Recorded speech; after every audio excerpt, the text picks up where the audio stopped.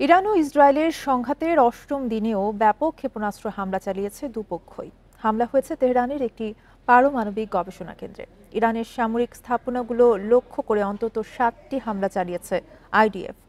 এ বিষয়ে আলোচনা করতে আমাদের সঙ্গে যোগ দিচ্ছেন চট্টগ্রাম বিশ্ববিদ্যালয়ের আন্তর্জাতিক সম্পর্ক বিভাগের অধ্যাপক ডক্টর ফরিদুল আলম। আপনাকে স্বাগত জানাচ্ছি ইন্ডিপেন্ডেন্ট সংবাদে।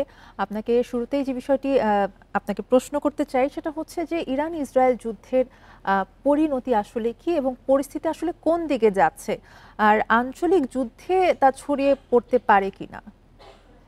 আপনাকে ধন্যবাদ। আজকে ইরান ইসরায়েল যুদ্ধের 7 দিন পার হয়ে 8 দিনে পড়লো।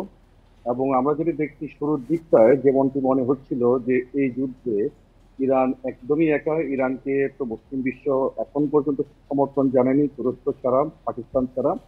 এবং অন্যদিকে ইসরায়েল যে মার্কিন যুক্তরাষ্ট্রের সর্বাত্মক সহযোগিতা নিয়েই হামলা পরিচালনাটি করেছে, এবং এই বিষয়টি যে মার্কিন যুক্তরাষ্ট্র পুরোপুরি জানতো, বিষয়টি স্পষ্ট হয়ে গেছে। তো এখন যে বিষয়টি হয়েছে, এখন এই যুদ্ধে ইসরায়েলের পক্ষে মার্কিন যুক্তরাষ্ট্র ইরানের বিপক্ষে হামলা করবে কিনা, এই বিষয়টি নিয়ে যখন জল্পনা কল্পনা চলছিল, তখন কিন্তু আমরা নানান ধরনের রিয়েকশন দেখতে পাচ্ছি। যেমন রাশিয়ার পক্ষ থেকে স্পষ্টভাবে বলে দেওয়া হলো গতকালকে এবং আজকে, এই 2 দিনই রাশিয়া পররাষ্ট্র মন্ত্রণালয়ের পক্ষ থেকে স্পষ্ট করে জানিয়ে দেওয়া হলো যে ইরানে মার্কিন যুক্তরাষ্ট্রের পক্ষ থেকে কোনো ধরনের হামলা পরিচালনার অর্থ হবে মারাত্মক। সেই সাথে আজকে যেটি বলা হলো, যদি মার্কিন যুক্তরাষ্ট্র পরমাণু অস্ত্রের ব্যবহার করতে চায় ইরানের যুদ্ধে ইসরায়েলের পক্ষে, তাহলে সেটি ভয়ঙ্কর ধ্বংসলীলা ডেকে আনবে।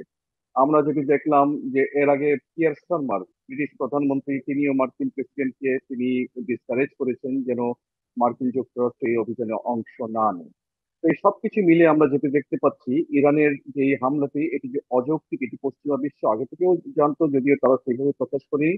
কিন্তু যখন এই বিষয়টি চাউর হলো যে মার্কিন যুক্তরাষ্ট্র ইরানের হামলা করতে পারে ইসরায়েলের পক্ষ দিয়ে, এবং গতকালকে ডোনাল্ড ট্রাম্প যেটি বলেছেন, পরিস্থিতি তিনি 2 সপ্তাহ পর্যবেক্ষণ করবেন, তারপরে সিদ্ধান্ত নেবেন। তারপর থেকে আমরা যেটি দেখলাম যে আন্তর্জাতিক সম্প্রদায় নড়েচড়ে বসলো, এবং নড়েচড়ে বসার অর্থ হচ্ছে যুক্তরাষ্ট্র যদি এখানে হামলা করার সত্যিই কোনো ধরনের সিদ্ধান্ত নেয়, জি, তাহলে যেমনটা কিন্তু আপনি অন্যান্য বলেছেন এবং তার সাথে একটু যোগ করতে চাই যে অবশেষে কিন্তু ইউরোপ এবং জাতিসংঘ আলোচনা শুরু করেছে। কতটা আশাব্যঞ্জক আসলে মনে হচ্ছে? আলোচনা যেটি শুরু হয়েছে, আলোচনা আশাব্যঞ্জক আমি বলতে চাই এই অর্থেই যে মার্কিন যুক্তরাষ্ট্রকে মোটামুটি ভাবে বুঝিয়ে দেওয়া হয়েছে রাশিয়ার পক্ষ থেকে। এবং আমরা জানি যে গতকালকে আপনি জানেন যে উত্তর কোরিয়া দক্ষিণ দক্ষিণ কোরিয়াকে উদ্দেশ্য করে মিসাইল নিক্ষেপ করেছে। সেটি দিয়েও একটু মানে ধারণা করা যায় যে উত্তর কোরিয়ার পেছনে চায়নার এক ধরনের প্রভোকেশন থাকতে পারে, যে এখানে পার্টি হওয়ার জন্য পাকিস্তান নানা রকম ভাবে হুঙ্কার দিচ্ছে। পাকিস্তানকেও যেটি বলা হচ্ছে যে ইসরায়েল যদি ইরানে সফল হয়, তাহলে পরবর্তী সময়ে পাকিস্তানের পরমাণু অস্ত্র ধ্বংসের ব্যাপারে ইসরায়েলের পক্ষ থেকে এক ধরনের অভিযান পরিচালিত হতে পারে। এই সমস্ত কিছু বিষয় নিয়ে যে বিষয়টি এখন ধরে নেওয়া যায় যে আন্তর্জাতিক পর্যায়ে যদি মধ্যস্থতার যে যে কর্মকাণ্ড যে চলছে, এইটি যদি চলতে থাকে, তাহলে হয়তো মার্কিন যুক্তরাষ্ট্র এই ব্যাপারে ইসরায়েলকে ডিসকারেজ করতে পারে, বা মার্কিন যুক্তরাষ্ট্র নিজেও কিছুটা পিছিয়ে আসতে পারে, একটি যুদ্ধবিরতির দিকে যেতে পারে, এটি ধারণা করা যায়। এবং যখনই এটি সেই চাওয়া ক্ষেত্রে হয়েছিল যে সংঘাত যদি দীর্ঘ হয়, বাংলাদেশ এবং বিশ্বজুড়ে কি ধরনের প্রভাব পড়বে বলে মনে করেন আপনি? সংঘাত দীর্ঘ হলে সারা বিশ্বব্যাপী এটার একটি বিরূপ প্রভাব পড়তে বাধ্য। আপনি জানেন যে হরমুজ প্রণালী খুব গুরুত্বপূর্ণ, যে প্রণালী দিয়ে আপনার বিশ্বের তেল বাণিজ্যের 20% পরিচালিত হয়ে থাকে।